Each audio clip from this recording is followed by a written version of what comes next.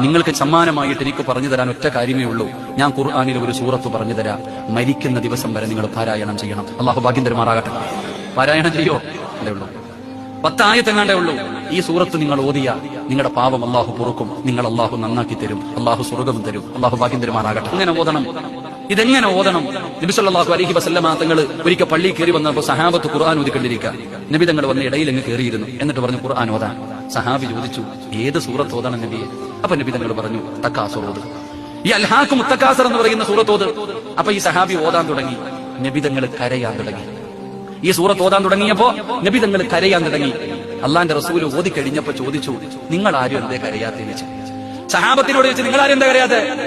ഞങ്ങൾക്ക് കരച്ചിൽ വന്നില്ല നബിയെ, ഞങ്ങൾക്ക് കരച്ചിൽ വന്നില്ല. എന്നാ ഒന്നുകൂടെ ഓതാൻ പറഞ്ഞു. രണ്ടാമത് മോദി നബി തങ്ങൾ കരഞ്ഞു. നബി തങ്ങൾ കരയുന്നത് കണ്ടപ്പോ ചില സഹാബത്ത് കരഞ്ഞു. അപ്പൊ നബി തങ്ങൾ ചോദിച്ചു,